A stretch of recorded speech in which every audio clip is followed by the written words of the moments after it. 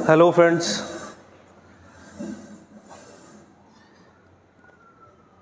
अक्सर स्टूडेंट्स और आर्टिस्ट्स ये पूछते हैं कि हमें भी अपनी पेंटिंग्स को फ़रोख्त करना है,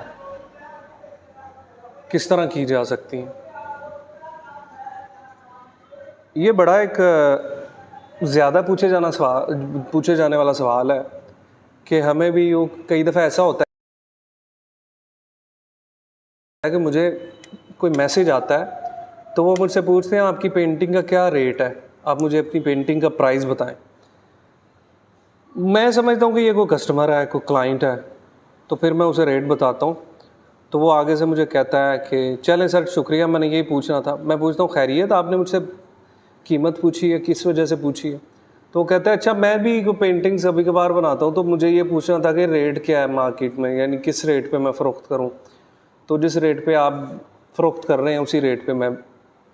वैसे हद होती है कोई अजीब बात की और बेवकूफ़ी की कि जैसे मैं कहूँ कि देखिए, मैं कोई, हर बंदे का अपना अपना म्यार होता है काम का, हर बंदे का अपना अपना लेवल होता है, हर बंदे की अपनी सोच होती है, हर बंदे का अपना तजर्बा, एक्सपीरियंस और इल्म होता है। एक बंदा, मैं अपने आप से कंपेयर करके नहीं बात कर रहा, मैं जनरली बात कर रहा हूँ कि एक बंदा अगर कहता है कि हश पपीज़ की शॉप से जाके पूछता है कि यार आप कितने का एक चप्पल फ़रोख्त करते हैं, तो वो कहता है जी 4,000 रुपये की।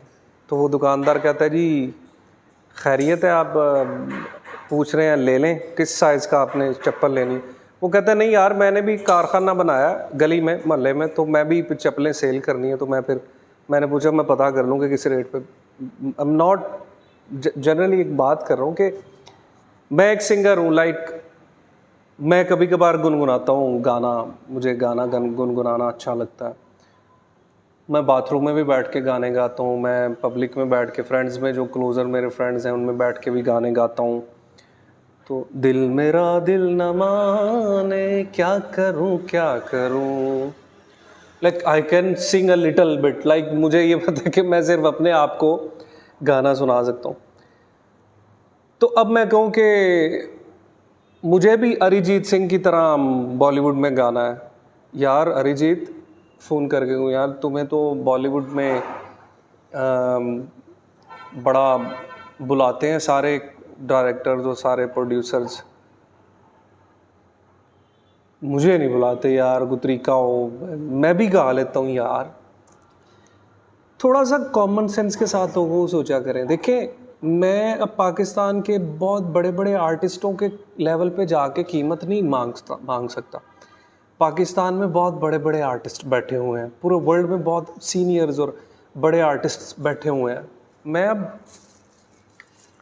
उनसे कहूँ कि आप मुझे बताएं, सिंपल एक बात गौर से सुन लें, आप को फर्स्ट ईयर सेकंड ईयर के बच्चे ये हम जी वो पेंटिंग बना रहे हैं, हमने सेल करनी है, यार बाल सफ़ेद हो जाते हैं काम कर करके। ये जिन लोगों को आप देखते हैं ना, मैं सोचता हूँ कि मैं जितनी वर्किंग करता हूँ इट्स ओवर वर्किंग।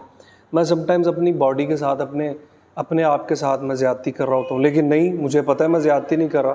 अगर मैं घर जाके लेटा रहूँगा वो मेरे साथ ज़्यादती है। मेरा जिस्म आराम पसंद हो जाएगा, मुझे अपने बॉडी को वर्किंग में लेके आना। जिन्हां दे वाल चिट्टे हो गए ने, तुसी उन्हां नूं जाके उन्हां दे पैरेलल जाके गल्लां करो, दैट इज़ नॉट सूटेबल। अब गौर से मेरी बात सुने, अगर आप अपनी पेंटिंग्स को सेल करना चाहें, कम अज़ कम अपनी इतनी स्ट्रॉन्ग प्रोफाइल बनाएं, इतना ज़्यादा काम करें। घर बैठे कोई काम शाम नहीं मिलता, सीधी सी बात। मेहनत करें, मेहनत और प्रायोरिटी के साथ, अव्वल तरजीह समझ के। जब आप ये समझें कि मैंने अपनी पेंटिंग सेल करना चाहता हूँ, कोई तरीका बताएं, तो चंद तरीके गौर से सुन लें। पहला तरीका ये है कि सुबह जल्दी उठ के काम करना। नंबर 1 लिख लें, सुबह उठ के डेली एक पेंटिंग बनानी है और अच्छे आर्टिस्टों के काम को देखें, उन्हें फॉलो करें, वो कैसे काम करते हैं, किसी टीचर से लर्न करने की कोशिश करें।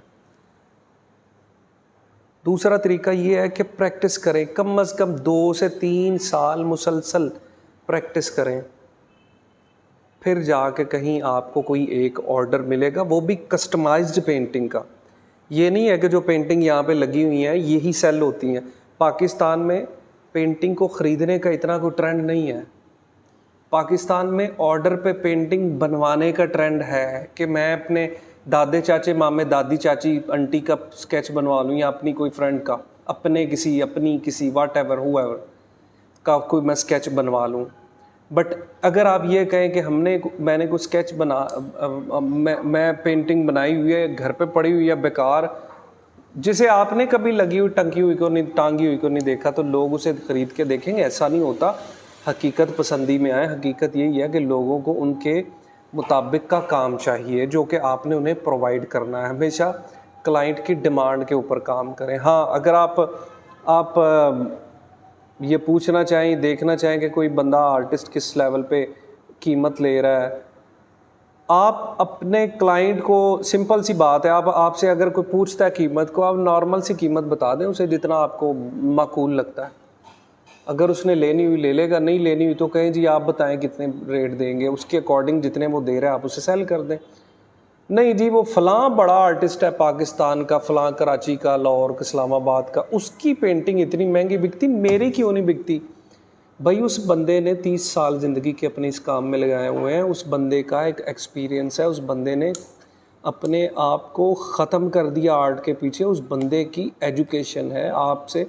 आपके जितने उसके पोते हैं, आप उसके लेवल पे जब जाने की कोशिश करेंगे तो धड़ाम से गिर जाएंगे, और जब आप गिर जाएंगे ना तब आप फिर उठ के कहेंगे वो आर्ट तो है ही अच्छी चीज़ नहीं। यार आर्ट का स्कोप नहीं है पाकिस्तान में हर तरह का क्लाइंट है, पाकिस्तान में बहुत ज़्यादा स्कोप है, आर्ट का स्कोप यहाँ पे नहीं है यार। इसीलिए लोग आर्टिस्ट को, लाइक मैं अपनी बात बताऊँ, मैं ना एक क्लाइंट था इस्लामाबाद का, छोटी सी आर्ट के बारे में बात करूँ, ये रिसेंटली ईद से पहले की बात है, तो मुझे कहता है जी मुझे ईद से पहले पेंटिंग चाहिए। मैंने कहा चले मैं भिजवा दूंगा। तो ईद से पहले जिस दिन आखिरी दिन था ना कोरियर्स का, लास्ट डे कोरियर कंपनीज़ का, MNP और TCS, मैं उनके ऑफिस में गया, मैंने कहा जी ये कल उन्हें पेंटिंग्स चाहिए कल। तो मुझे वो कहते हैं जी नहीं कल नहीं मिल सकती, अब ईद के बाद, क्योंकि कल से ऑफिस हमारे बंद हैं तो हमारे राइडर्स भी नहीं होंगे। मैं TCS गया, उन्होंने भी सेम यही, मैं लेपर्ड गया, 5-6 जगह पे मैं एक पेंटिंग को लेके फिरा। तो फिर मैंने ये सोचा कि जो लोकल ट्रांसपोर्ट है ना, इस लोकल ट्रांसपोर्ट के ज़रिए मैं इस पेंटिंग को वहाँ पे भिजवा दूँ। तो मैंने लोकल ट्रांसपोर्ट वालों से बात की, तो लोकल ट्रांसपोर्ट, मैं लॉरी अड्डा गया, वहाँ पे जाके पूछा लोकल ट्रांसपोर्ट वाले से कि ये मेरी पेंटिंग तुमने इस्लामाबाद भिजवानी है। तो कहता है जी फैज़ाबाद अड्डे में उतरूँगा। मैंने उस बंदे को कॉल की, मैंने कहा जी 4 घंटे बाद आप पेंटिंग ले लीजिए क्योंकि कोरियर कंपनीज़ वाले